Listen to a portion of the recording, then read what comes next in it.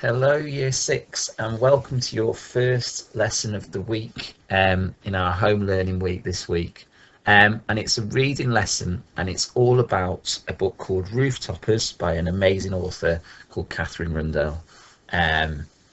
What we'll do is the extract is available for you to read. What I suggest is that you have a read of the extract on your own first, so you get that idea of reading it through on yourself independently. And then what I'm going to do now is I'm going to read the extract.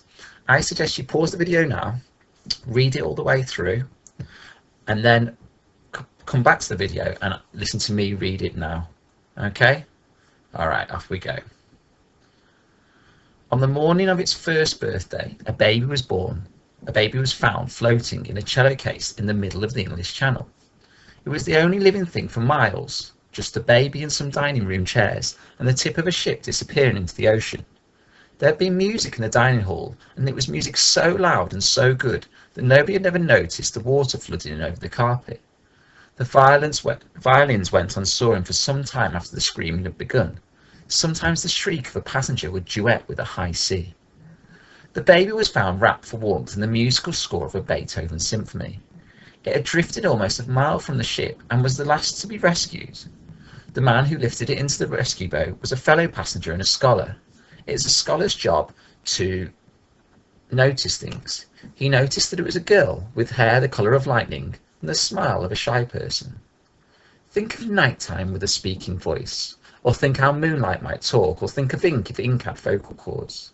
Give those things a narrow aristocratic face with hooked eyebrows, long arms and long legs. And that is what the baby saw as she was lifted out of a cello case and up into safety. His name was Charles Maxim, and he determined, as he held her in his large hands at arm's length, as he would a leaky flower pot, that he would keep her. The baby was almost 1 year old. They knew this because of the red rosette pinned to her front, which read I, or 1. Or rather, said Charles Maxim, the child is either 1 year old, or she come first in a competition. I believe babies are rarely keen participants in competitive sports. Shall we therefore assume it is the former? The girl held on to his earlobe with a grubby finger and thumb. Happy birthday, my child, he said. Charles did not only give the baby a birthday, he also gave her a name. He chose Sophie from that first day, on the grounds that nobody could possibly object to it. Your day has been dramatic and extraordinary enough, child, he said. It might be best to have the most ordinary name available. You could be Mary or Betty or Sophie, or at stretch, Mildred. Your choice. Sophie had smiled when he said Sophie, so Sophie it was. Then he fetched his coat and folded her up in it and took her home in a carriage. It rained a little, but it did not worry either of them. Charles did not generally notice the weather, and Sophie had already survived a lot of water that day. Charles had never really known a child before. He told Sophie as much on the way home. I do, I'm afraid, understand books far more readily than I understand people. Books are easy to get along with. The carriage ride took 4 hours. Charles held Sophie on the very edge of his knee and told her about himself as though he was an acquaintance at a tea party. He was 36 years old and 6'3". He spoke English to people, French to cats, and Latin to the birds. He had once nearly killed himself trying to read and ride a horse at the same time. But I will be more careful, he said, now that there is you, little cello child. Charles' home was beautiful, but it was not safe. It was all staircases and slippery floorboards and sharp corners. I'll buy small chairs, he said, and we'll have thick red carpets. Although, how does one go about acquiring carpets? I don't suppose you know, Sophie. Unsurprisingly, Sophie did not answer. She was too young to talk, and she was asleep. She woke when they drew up in the street, smelling of trees and horse dung. Sophie loved the house at first sight. The bricks were painted the brightest white in London and shone even in the dark. The basement was used to store the overflow of books and paintings and several brands of spiders, and the roof belonged up to the birds. Charles lived in the space in between. At home, after a hot bath in front of the stove, Sophie looked very white and fragile. Charles had not known that a baby was so terrifyingly thin a thing. She felt too small in his arms. He was almost relieved when there was a knock at the door. He laid Sophie down carefully on a chair with a Shakespearean play at a booster seat, and went up the stairs 2 at a time. When he returned, he was accompanied by a large grey-haired woman. Hamlet was slightly damp, and Sophie was looking embarrassed. Charles scooped her up and set her down, hesitating first over an umbrella stand in the corner and then the top of the stove, inside the sink. He smiled, and his eyebrows and eyes smiled too. "Please don't worry," he said. "We all have accidents, Sophie." Then he bowed at the woman. "Let me introduce you.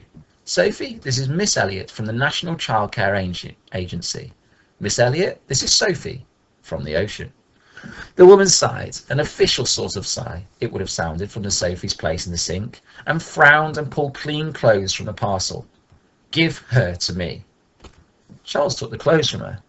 "I took this child from the sea, madam." Sophie watched with large eyes. "She has nobody to keep her safe. Whether I like it or not, she is my responsibility." "Not forever." "I beg your pardon?" "This child is your ward. She is not your daughter." This was the sort of woman who spoke in italics. You would be willing to lay bets that her hobby was organising people. "This is a temporary arrangement." "I beg to differ," said Charles, "but we can fight about that later. The child is cold." He handed the vest to Sophie, who sucked on it. He took it back and put it on for her. Then he hefted her in his arms as though about to guess at her weight at a fair, and looked at her closely. "You see, she seems a very intelligent baby."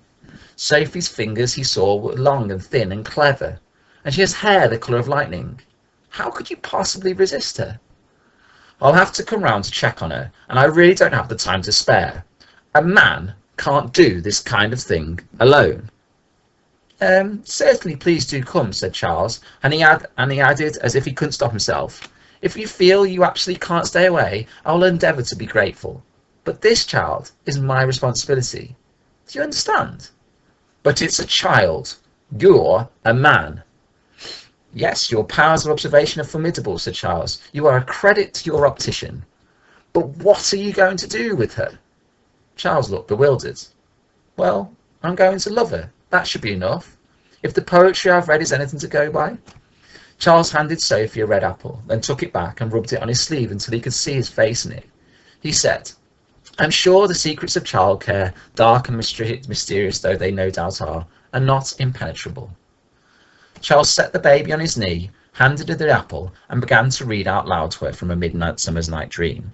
It was not perhaps the perfect way to begin a new life, but it showed potential. So there we go. There's the extract of Rooftoppers, the first chapter, in which Charles meets the baby Sophie. Okay, we'll just have a quick look at Vocab Lab, as we would do in a lesson. So there's certain phrases that might have stumped you in that. A baby found floating in his cello a cello case in the middle of the English Channel. Well, the English Channel is a stretch of water between France and England and the Atlantic Ocean, so that's what that means. It was in the water. What's the next one? A duet with a high C. So sometimes the shriek of a passenger would duet with a high C. That's suggesting that the music was going on in the dining hall was so loud and the people were singing so loudly, and it's like a duet with a high C would be a very shrill, high-pitched noise, and then they couldn't hear the water coming in at that point. This one here, I had to think about something. So the baby was wrapped for warmth in the musical score of a Beethoven symphony. Well, obviously they were listening to Beethoven's. He's a composer, like old-fashioned classical music, and what that'll have been is, you know, the writing they have with musical writing on it, with all the notes and everything. That would have been used by some of the people in the orchestra. There's obviously that's the only bit of paper they've had left, and they've wrapped up the baby in that. Here it says a scholar, a man who lifted it into the boat was a fellow passenger and a scholar. Well, a scholar would be a very intelligent teacher, such as a college teacher, a university teacher, a lecturer, and that's Charles, who's obviously a very intelligent person. Here it describes Charles, who says, think of nighttime with a speaking voice, or think how moonlight might talk, or think of ink if ink had vocal cords. Give those things a narrow, aristocratic face with hooked eyebrows and long arms and legs, and that is what the baby saw. Aristocratic suggests that you're very well-to-do and very rich, basically. So he's a scholar. He's some sort of intelligent teacher, or university lecturer, with lots of money. Okay, it's not the person typically that would happily look after a baby. Maybe. Some more down here. It says about the word acquaintance. Well, an acquaintance is a sort of a distant friend, so someone that you're friends with, but you maybe don't see them very often. So it says Charles held Sophie on the very edge of his knee and told her about himself as though she were an acquaintance at a tea party. So it's like a friend that he's not seen for a long time. And then finally over here is another one I spotted. Sophie looked very white and fragile. Well, the word fragile means something that can break easily. So he's looking at this little baby with not much colour in her and looking like she could break any second.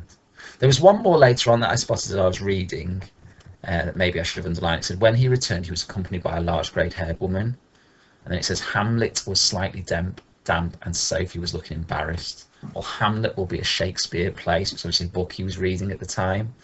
And Sophie looking embarrassed, we find out later on, because she's gone to the toilet on Hamlet. She obviously wet herself, as babies do all the time, which he isn't bothered about at all. Look, he says, please don't worry, he said, we all have accidents, Sophie.